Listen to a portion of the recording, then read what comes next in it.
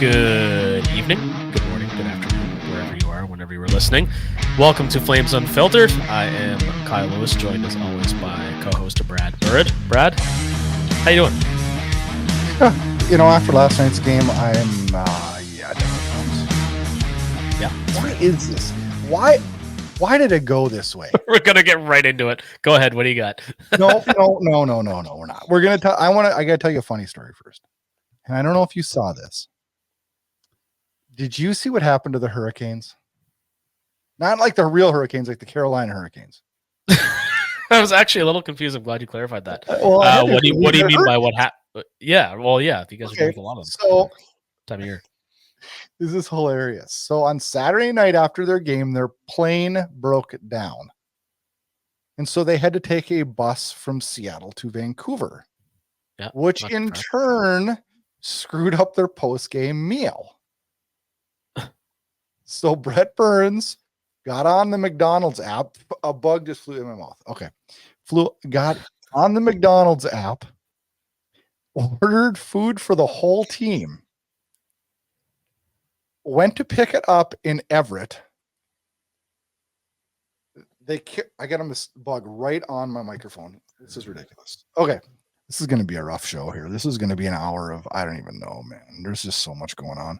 But anyways, they get all this food ordered, right? They get there and they're in a bus. So the bus can't go through the drive-thru because of the overhang, and windows don't roll down in a bus.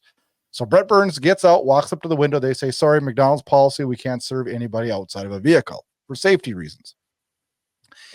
So at 1 o'clock in the morning, or midnight or 1 o'clock in the morning, it said, Brett Burns had to walk over to a random dude in the parking lot, ask him if he could borrow his car to drive through the drive-thru to pick up all this food and bring it on the bus. And that's how they ate. Well, considering what Brent Burns looks like. We called him Brett? Brent. Oh, I didn't hear the end there. Probably because I'm so stuffed up from this fucking cold. But anyway, especially a guy that looks like a woolly mammoth on his best days. I know. That's fantastic. I love that. Where'd you hear that story? Saw it on Twitter. X. God bless. That's amazing. That's amazing. It's a good story. Yeah. I mean, I have actually, speaking of McDonald's, did I talk about this already in the show? Did I tell you about my Big Mac? I did, didn't I? No. I don't know this. 2023. July of 2023. You know the date? Yeah, because it was significant. I don't know the exact date. You could ask the girl I was dating at the time if you could, get a hold of her. She could tell you. July 2023 was the first time in my life I ever ate a Big Mac. No way. Why? I swear to God, 35 years old at the time. They just never appealed to me. I didn't like the sauce looked weird, I guess. No, I can understand that. I thought okay. I should probably not say you're weird for that. I would say you're weird if you'd say I never eaten at a McDonald's. Oh, dude, I got more. Okay. I got more points on that fucking app than I do like stocks or bonds, right? Like I'm invested in McDonald's. I can see the Big Mac thing too. I'm not I only eat them rarely. I wasn't that impressed. And the funny thing was, actually, the other thing I forgot about at the time, she was a big fan. She was basically a vegetarian, but she was a big fan of what's it called? The fish. Filet of fish. I just had Fishwich. Yes, filet of fish. Yeah, the filet of fish. She loved the filet of fish. And she was arguing with a buddy of mine that I play hockey with, Mike. She was arguing with him about how good a filet of fish was. And he just thought it sounded gross, and I agreed. But I eventually did try one. And she turned to me, and she said to me in front of my friend, she's like, well, you've had them. Like, they're great, right? I'm like, they're okay. They're okay. So when we left, she turned to me, was so disappointed. And she was like, I can't believe you sewered me on the filet of fish. I just have a problem. No support. I have a problem eating fish at fast food restaurants. Yeah, there's just something unsavory about it. I know it's not even real. I mean, it's so processed that it's not even. I mean, yeah. But yeah, I get that. I don't think I've ever used the word unsavory in my life until just now. But yeah, I'm not a fan of fish at fast food. I did not know this was going to start off with a McDonald's story, but it did. Well, it's better than anything else we have to talk about because I'm gonna quote the Water Boy. I think it's Water Boy. I think. No, we suck again. Yeah, that's in man. We suck. We suck. The fun is at least temporarily over, and there's a variety of reasons for it, which you and I are going to get into. Do you want to get into it now, or do you want to talk about other things? What? What do you? Yeah, let's talk about it. Let's blow through the negativity and get to some fun stuff. So since we've talked last time, we've had one win. This is the high spot of the show right here.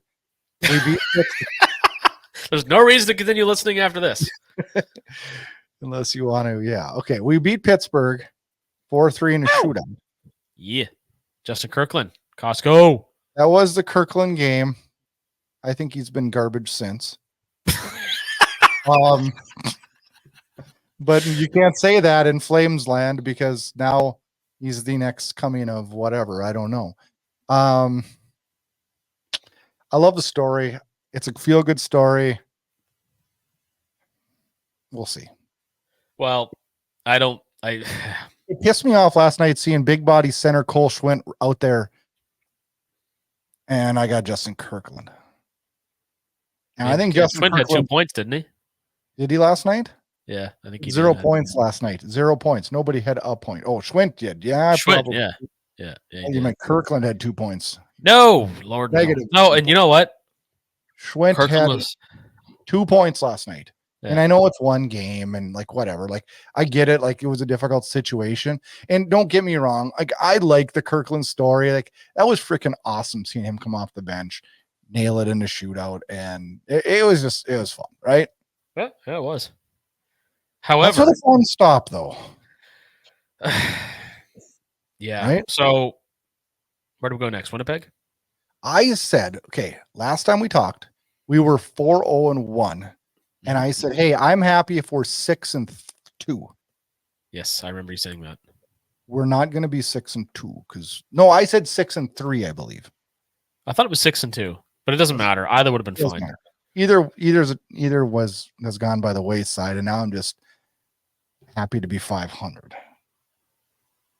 Because right now, if you look at the standings, which I'm trying to pull up, they don't look as good as they did last week when we talked. No. It's just 7 days ago. We've went from first in the West, tied for first in the West with Winnipeg to fourth in the Pacific.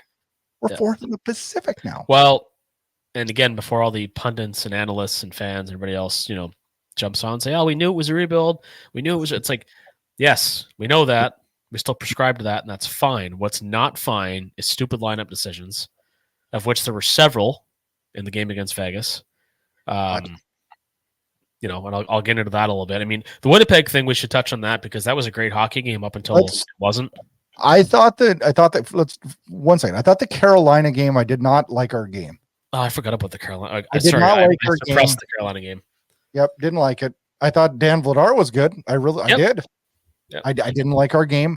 I will say that I loved the Winnipeg game. I loved how we played. I really did. I don't like. I think it was the first 10 minutes of the second that was real ugly for the Flames in that game, but they really turned it around, tightened things up. As a whole, right there, right? I mean, we're right there. Dustin Wolf had a really good night. If anything, if we'd have won that game, I would have been the first time this year I would have said a goalie stole a game. I think the goalies have been the best on our team this year. Yeah. But Dustin Wolf was really good that night. And that was a really, really good game in which was screwed over by penalties. And I am not going to come on here and say that this is on the refs. I don't.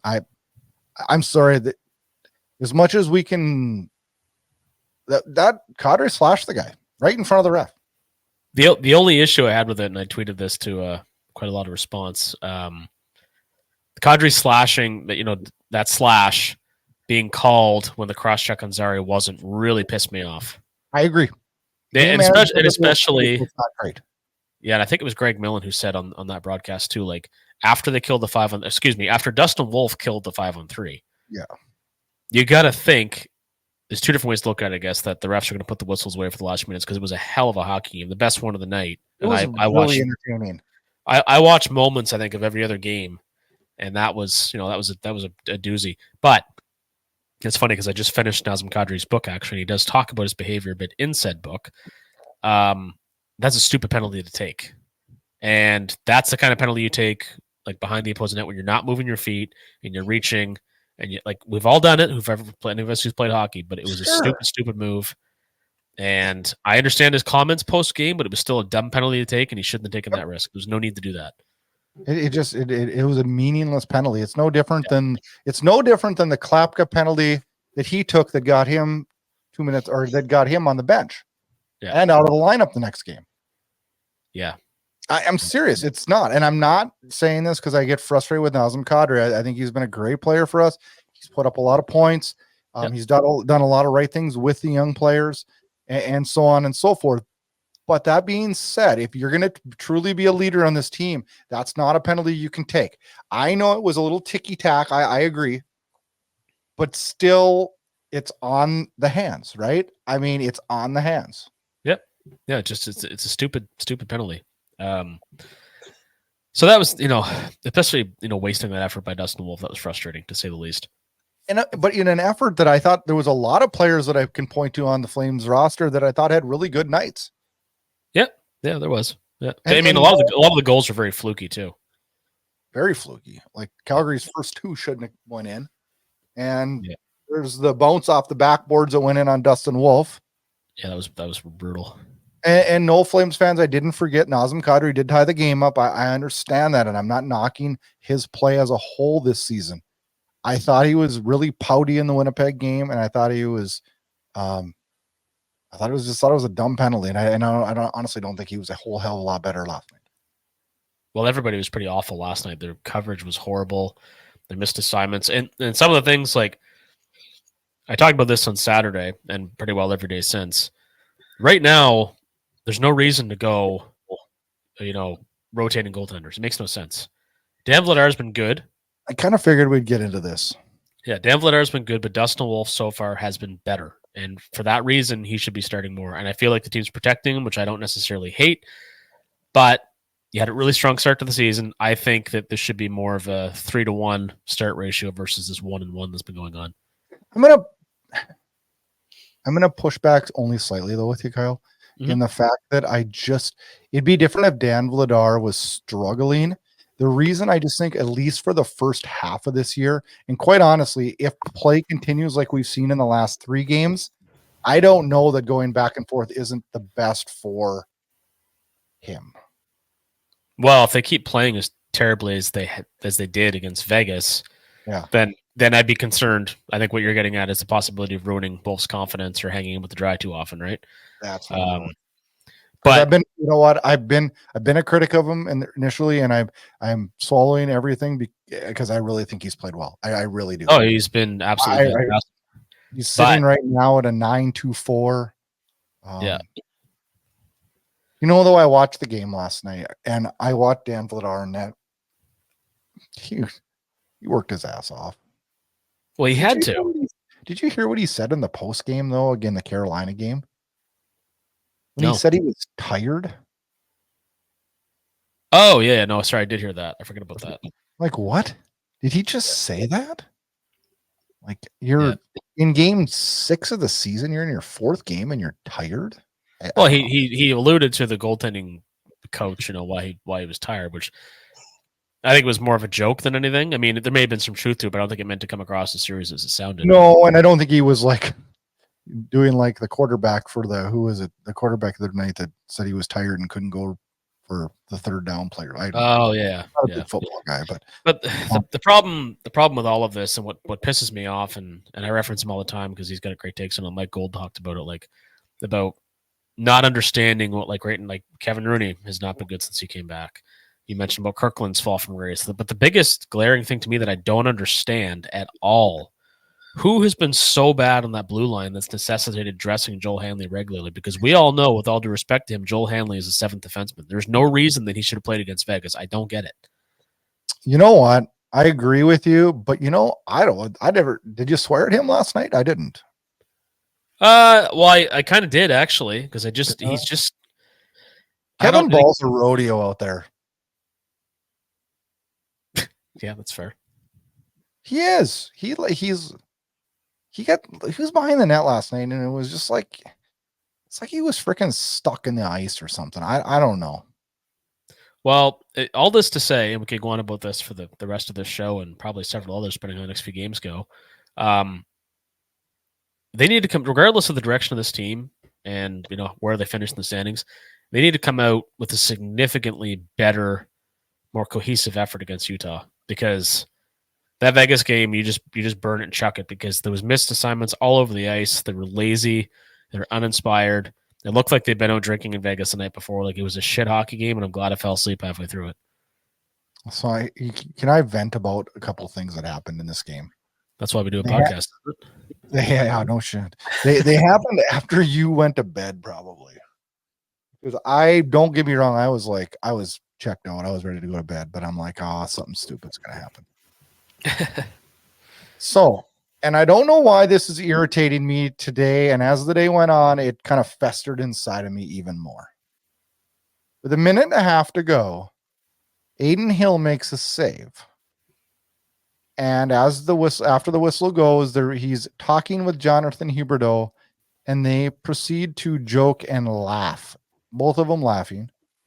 And I'm thinking, it's 5-0. What in the hell? You've been a ghost for the last 3 games. Why are you laughing?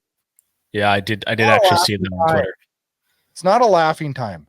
It's not. I think it's yeah, I know everybody in the league knows each other and there's relationships here and there, but that was unprofessional and showed a lack of regardless of the reality of the situation. It was a really bad look and a dumb move on his part. And I'm probably going to get crucified. That is a fly on my camera. Do you see that right there? Wow, that was incredible. You're going to get crucified for what?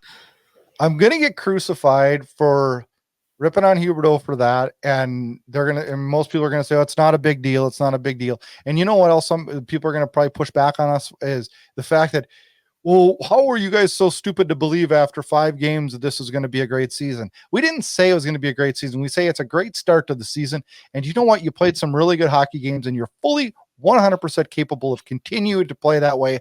And you didn't. Yep, exactly. We got flies and we got heating pads and we need a bottle of whiskey is what we need tonight. That's my next stop. My back is a mess. I got this brutal cold. My team sucks. Okay.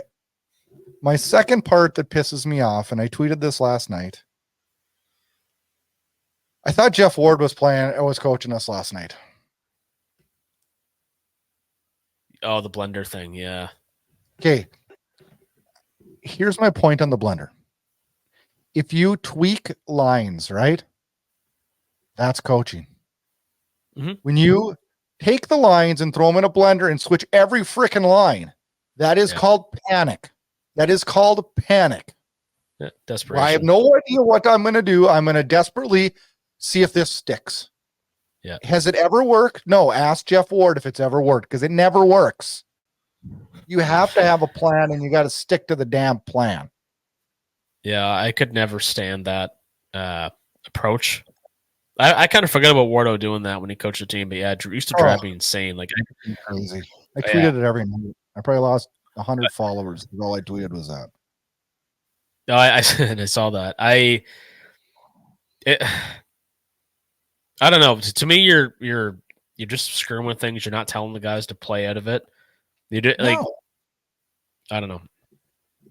Kyle, not everything went really like roses in that first game against Vancouver, right? No. And we stuck to the plan and won the game. Mm-hmm. We were down 2-0 last night, and it was a freaking shit show with the lines all night long. Yeah. All night long. I don't know if he was trying to prove a point or what the hell he thought he was doing, but I've been praising him up to this point because I really like the way he communicates. I like what I saw from the training camp, the videos and all that. But he's got to get his shit together too, much like the rest of the team, and that includes icing your best lineup. Because I don't care what the expectations are. I don't like. You need to see what you have, and you're not going to see what you have by benching certain guys, by throwing your lines in a blender, as we just mentioned. Like, ice the best hockey team you can. And there's lots of people, and we always, people talk about armchair coaching and stuff. Some of the stuff is painfully obvious. It's very obvious what the right. Turn the cameras back on. I want to watch this in the locker room. I want episodes to continue now. Yeah, I'd like to know what was said last night. Right now, the cameras get shut off because Now the shit gets real. Yeah. And you know what? Like if we end up, let's say we lose tomorrow, like 4-2 with an empty net goal in there. Who cares if it's a good effort? I just want to see, people like closing the gaps quicker, stronger forecheck, power play, move the puck around, get some good chances. Because again, we just got to burn the tape from the Vegas game. I know guys have struggles, right? And I know, how am I going to say this? I think I've finally come to the conclusion that Jonathan Huberdeau won't ever be what we wanted.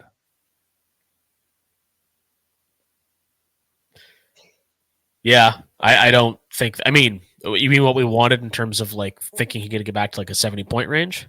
Yes, I don't even know if he's capable of that. God, Yeah. I can't believe I'm saying that.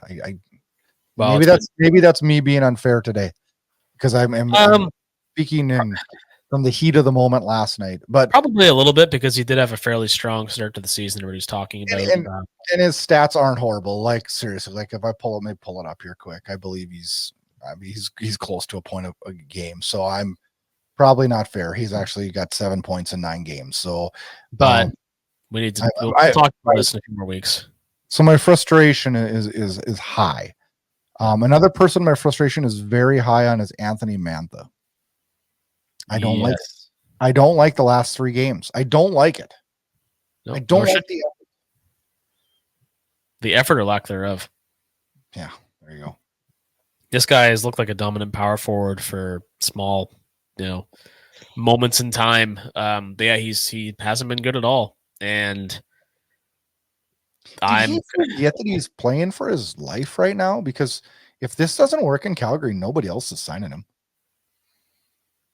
No, he's going to be. The way he's playing right now, like it's going to be the difference between him being, traded at the deadline for a prospect or a 2nd-round pick to a 5th rounder here. Just take a flyer on him. Let's throw up the X factor tonight, and I've got 2 of them. I've got 2 of them, and because it was that. I had Brandon saying, "Can I just say Mantha has been fucking terrible for the Flames this year?" And then big guy Flames fires back, "Mantha might not even be tradable." And I sat and thought about it, and I'm like, nobody's trading for this guy at deadline right now. So for those listening, for your following purposes, Brandon is at B_Canadian_ape, and Big Flames Guy is at Big Flames Guy. Yeah, I saw both of these. I believe both these guys have been X factors before. Yes. Yep. With good reason, with hot takes like this. I mean, this is obvious, but I also like how frank it is, because we have a tendency sometimes as fans, or as people, quite frankly, to dance around things, and it's like sometimes, and we do this, where I work all the time. It's like, this guy just keeps fucking up habitually, or he just doesn't get it, or like this is just the truth of it, and it's up to Mantha to I don't know what motivates a guy like that, because that's always been the knock against him. He has all the tools, he just doesn't seem to want to use them all the time. It's the same knock against Pierre-Luc Dubois. Yeah, 3 years ago, I wanted Anthony Mantha so bad at the deadline, so bad. Everybody did, and I'm like, this is going to change everything for us. And quite honestly, this summer I wasn't even that upset. And then now it's like, what was I thinking? Well, it's, you got to believe as a person, right? You have to have some hope, even when you have every reason seemingly not to, or history tells you otherwise. But I don't know. There's still obviously lots of time for him to turn it around and get going. But at this point, he's my, other than Rooney, Hanley, and I hate to say it, but Kirkland, Mantha's right up there with them for my my vote to sit a game. I know. I don't know that you don't. Like, how does Sam Honzek not step into the lineup after that showing? Well, yeah, he likely will. I mean, actually, and there was a bit made on social media about the Coronado demotion. Let's talk about that. I'd be slapping. I would have slapped Coronado in Mantha's place.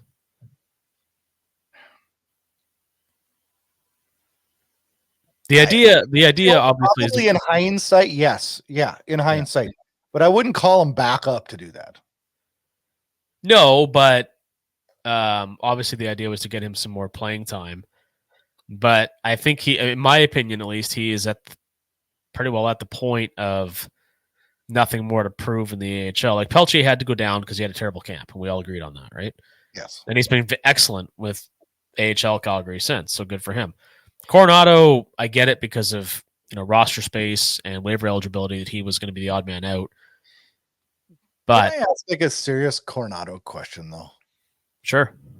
If he's having troubles right now cracking the lineup with the roster we have, is he ever going to develop into a player that's a regular? Well, this is the issue that on a good hockey team. On a good hockey team,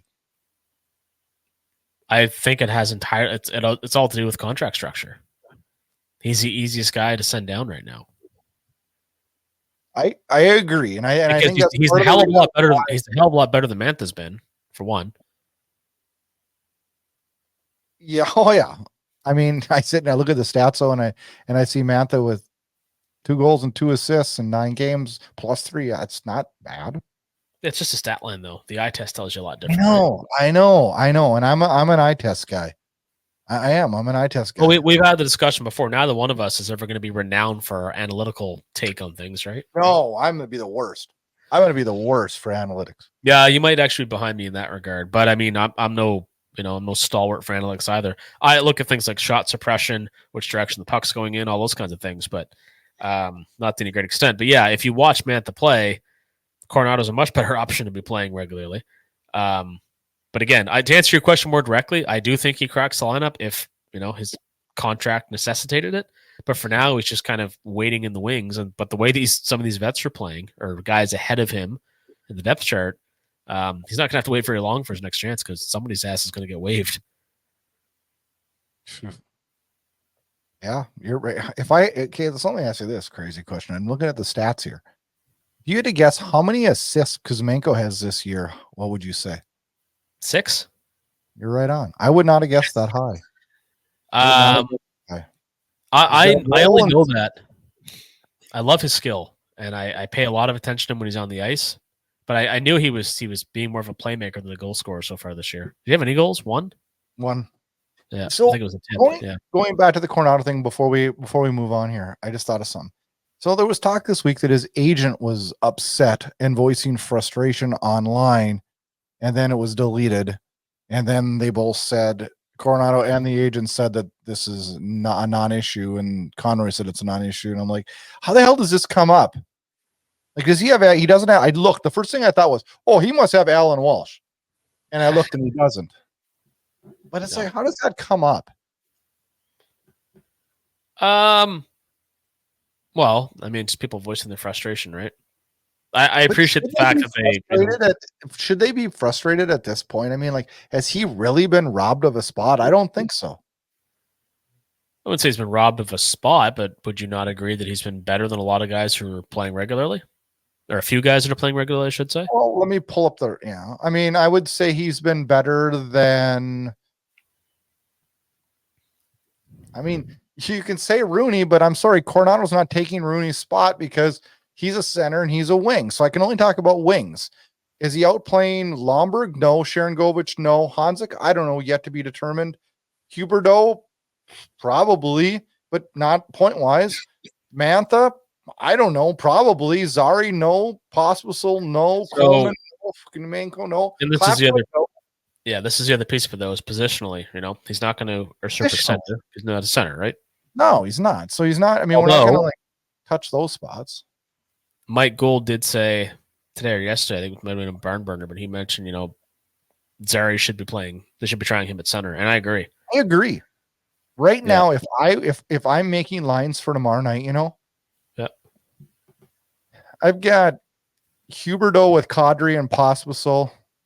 I've got Hanzik, Backlund, Coleman. I've got Sharon Govich centered by Zary with Kuzmenko on the right. And I've got Rooney centering Lomberg and Klapka, and I got Mantha sitting out and Kirkland sitting out. Yeah, I don't hate that at all. I don't know. So the lines need to be changed, not thrown in the blender, because that was we just talked about. But then you got to stick to it, right? You got to let it sit and simmer and see if it works, right? Like 2 shifts doesn't tell you shit. Nope, does not. So anyway. But again, regardless. Am I too frustrated on this show?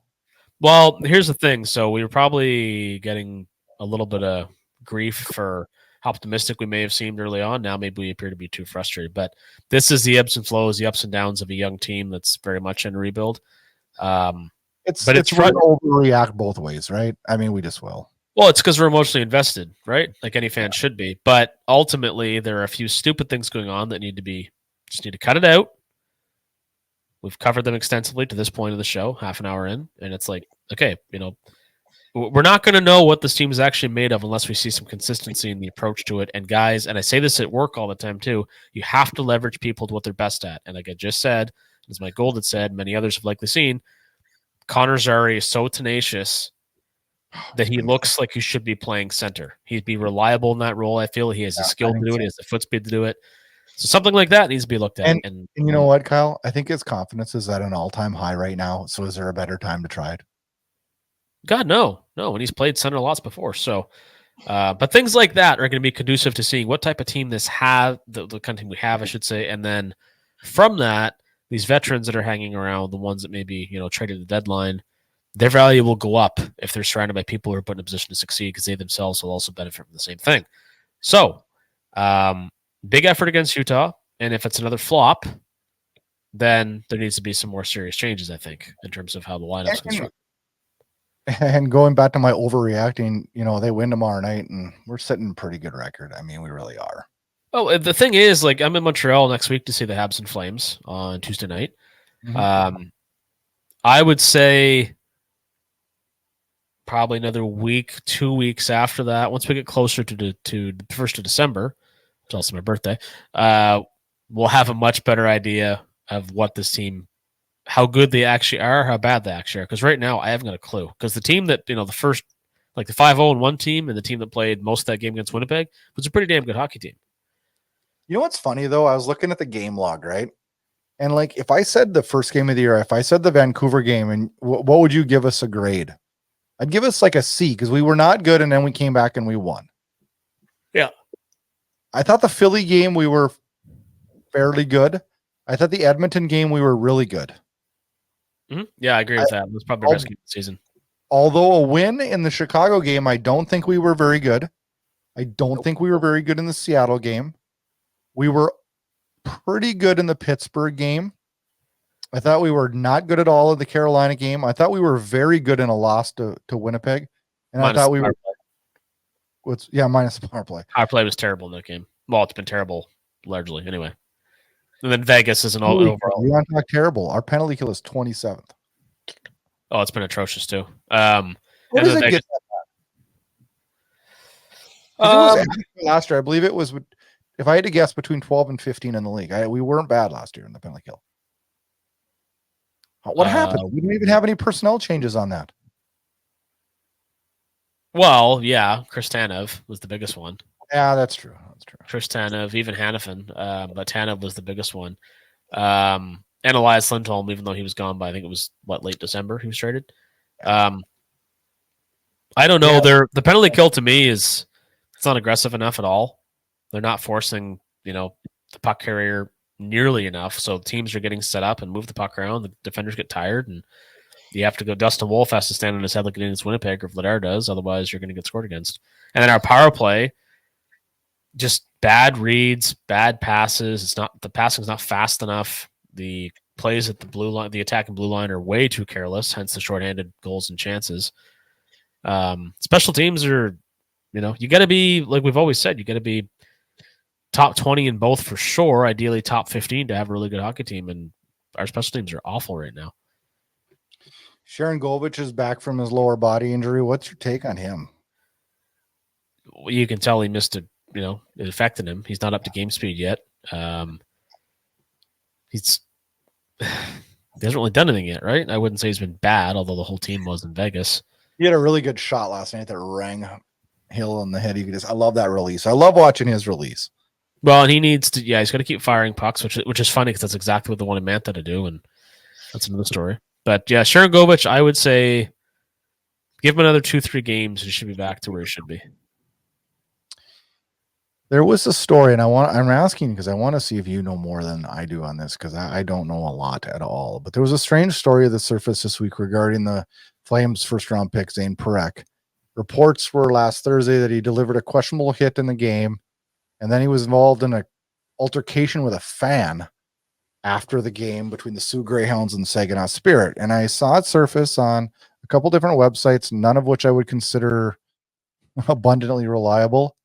And then I saw it surface on Twitter. This fly is, Kyle, I'm really going to lose it here.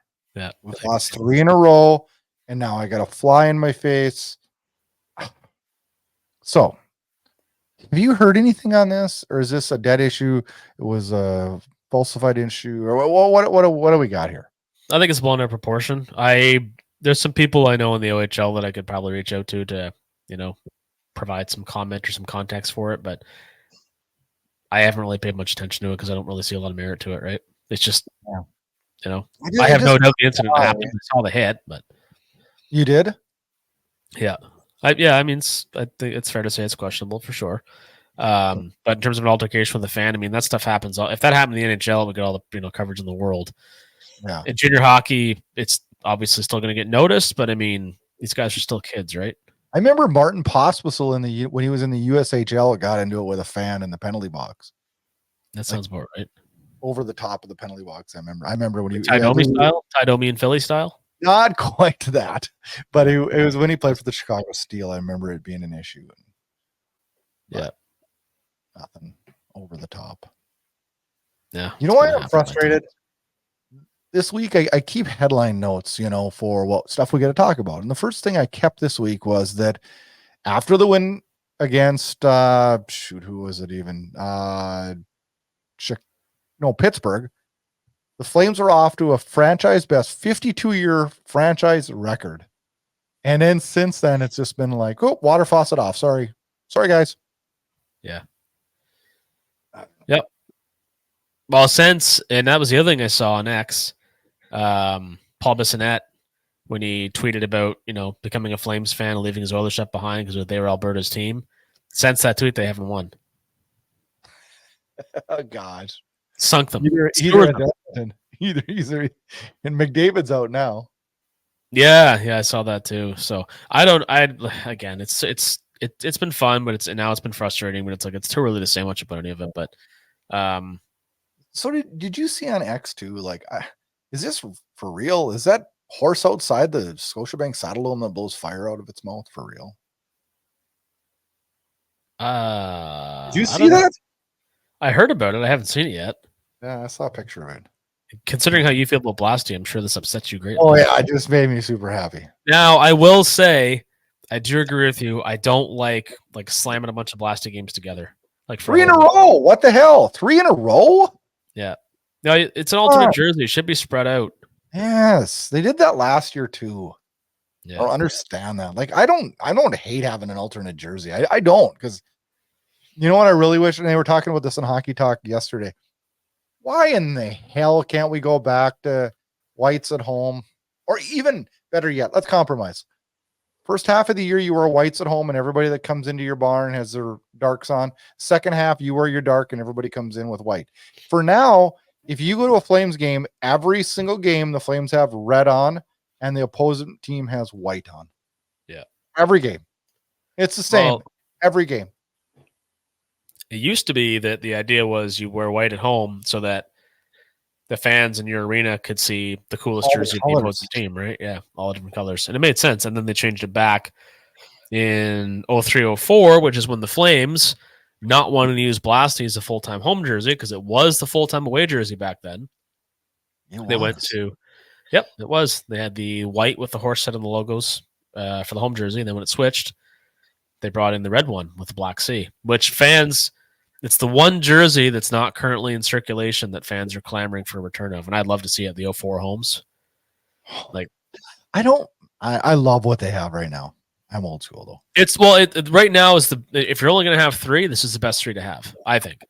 Sure. I'll go with you on that. Yep. Yeah. And even if you're not a fan of Blasty, but because it represents a really unique part of the team's history and is different. If you're an opposing team's fan, you see the different jerseys. And people often, laud the Flames for having the nicest home and away as it is, and you have a really different one for your third. So I would be totally fine with the going back to whites at home, and the alternating thing I'm not so sure it would work just because it's going to get confusing maybe through the season.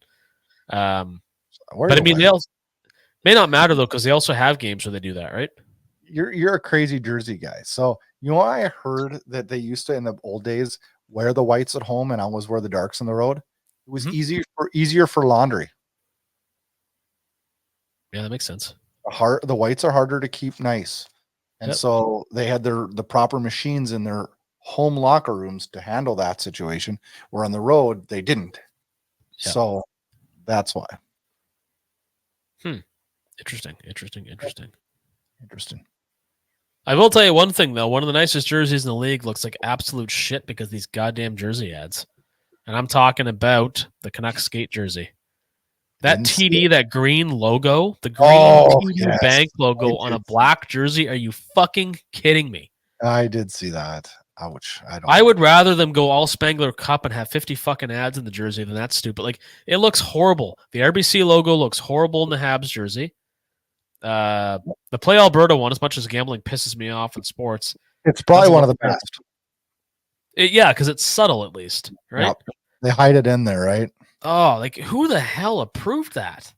Like that is shameful. The money. I know, and it's just like, it's just sickening. What's another that pisses me off? There's a lot of things that piss me off right now. Anyway, we're easily this week, and you know what? I pray next week when we get on this show, we have a lot of fun stuff to talk about again. Well, I'm going to have fun stuff to talk about because I'll be coming back from Montreal. Good point. No, you'll be getting ready to go. You'll be getting ready to go. Oh yeah, we're doing it before, aren't we? Yeah. Well, maybe we'll do it. We'll do a short when I get back. Unless the Habs beat the Flames 5-0, then I don't want to talk about it. We'll see. Tomorrow night, the Flames head into Utah to take on a 6th place Utah team that just lost to the Sharks. They have 10 points. They're 4-4-2. The Flames currently sit after 9 games, 5-3-1. That is an 8 o'clock or 8:30 puck drop. No, 7:30 puck drop tomorrow night. 7:30. Yes. It's your time? Mountain time. No. Oh, God, yeah. 10:30. 10:30. God, I live in the wrong part of this damn country. Oh, you need to move. I know, for so many different reasons. Anyway. And then Friday, the Flames welcome New Jersey to town. Jacob Markstrom night. And Sunday, Battle of Alberta round 2 as the Oilers come to town. And we will have to mention that tomorrow night's game is Michael Backlund's 1,000 NHL game. Yes, very cool. Actually, Flames Nation had posted an article today about how Backlund may not be one of the most, may not be one of the greatest Flames ever, but he's one of the most important. I think that's a great way of looking at it. I think so. Yep. Yeah. That guy has been through a lot of highs and lows. He has gone against the league's best players for like 15 years. I mean, that's going to be cool. I'm excited for his next home game after when he'll get his silver stick. Yeah, that'll be cool. Which I guess will be cool. Hey, we had a relative reach out to us last week, right? Yes, we did. Yes. Yeah. His Uncle Kurt liked our social media tweets and our praise for defenseman Braden Pahal, who I think has had a real good year. Has had a real good year. Probably the most pleasant surprise because even with a guy like Wolf, we knew how much potential that guy had. So yeah, Braden Pahal, definitely the biggest surprise of the Flame season so far. Because when it comes to these rotating D we're talking about, that is one guy I do not want to see in the lineup. I don't either. He's physical. He's been everything. He had a couple tough moments last night. Oh, they all did. And I believe he had one tough moment in the Winnipeg game. But gosh, all in all, this year he's well overachieved our expectations, and that's all we can ask for, right? Yeah. Was it him that threw that hit in the Winnipeg game? Who did he hit? Logan Stanley. Yep. They put him on his ass, and he's 6'1", and Stanley's 6'6". That was great, or 6'7", I think. Braden Pahal, he hit somebody last night too, and early on period 1, and I thought, oof, that was a strong hit. So, yeah, he's made the loss of Chris Tanev a lot more palpable. Yes, yep, and that's pretty high praise. So, yeah, Speaking of socials, make sure you get on. We want to get to 1,000 here on X. Fire on, get on there, follow us. And yeah, Flames hockey this week, hopefully a lot better. Yeah, did you see the poll I posted?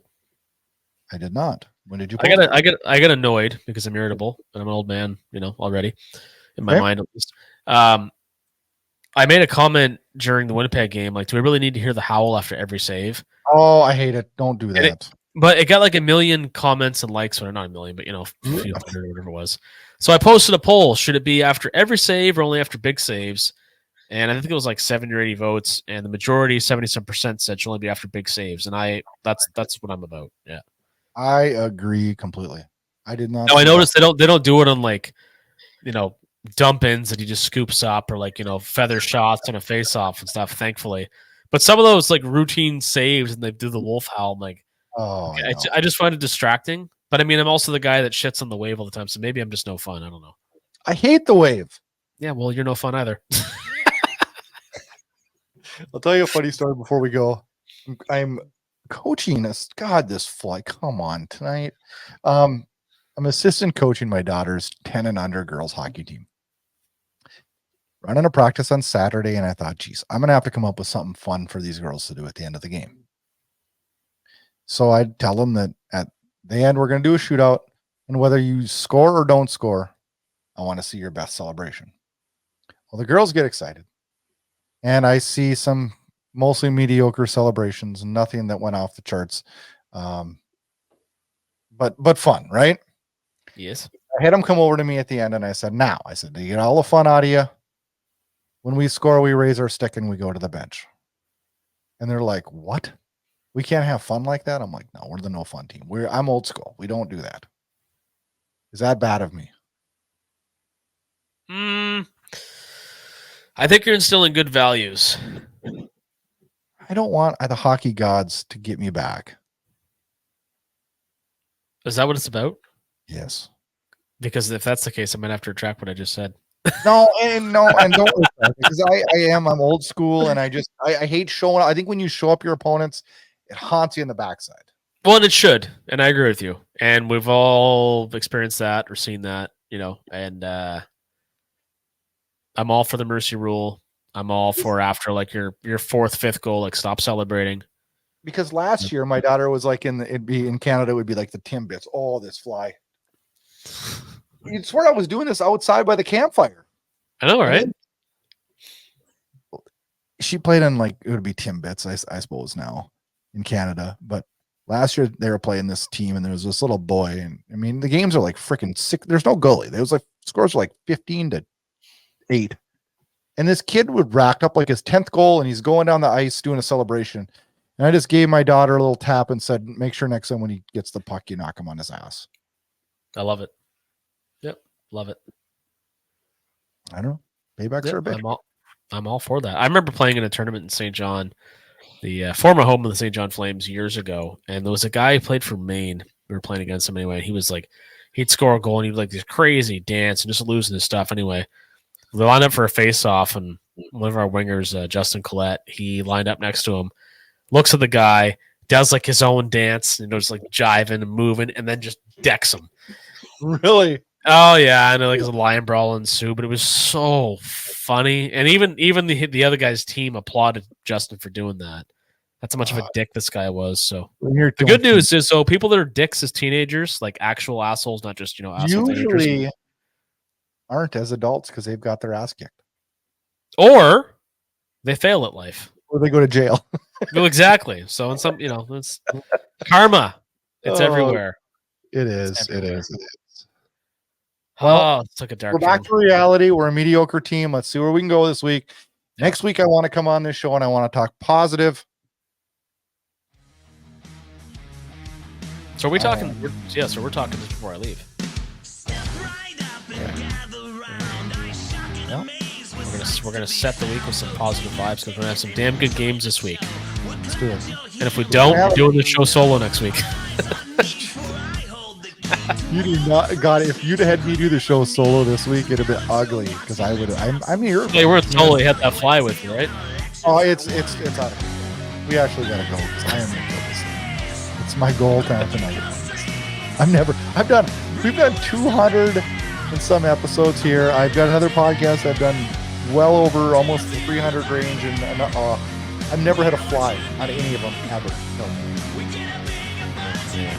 Well, that said, I did the intro. We'll do the outro. So everybody enjoy the rest of your week. Stay safe, have fun. Hopefully Flames games are worth watching. And Brad, best of luck. Thank you. Have a good week.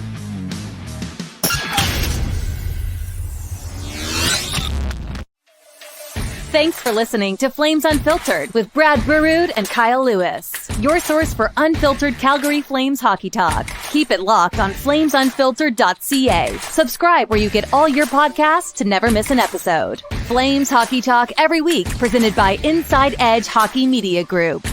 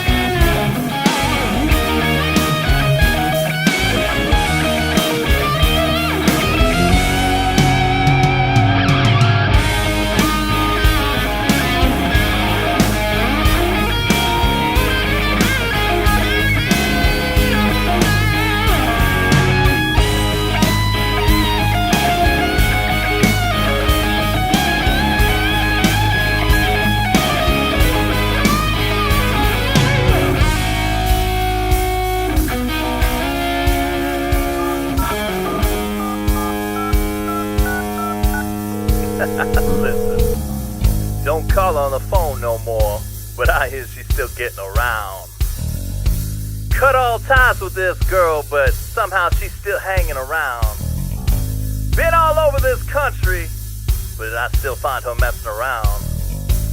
She's just lining them up and knocking them down, dealing out that grounded pound.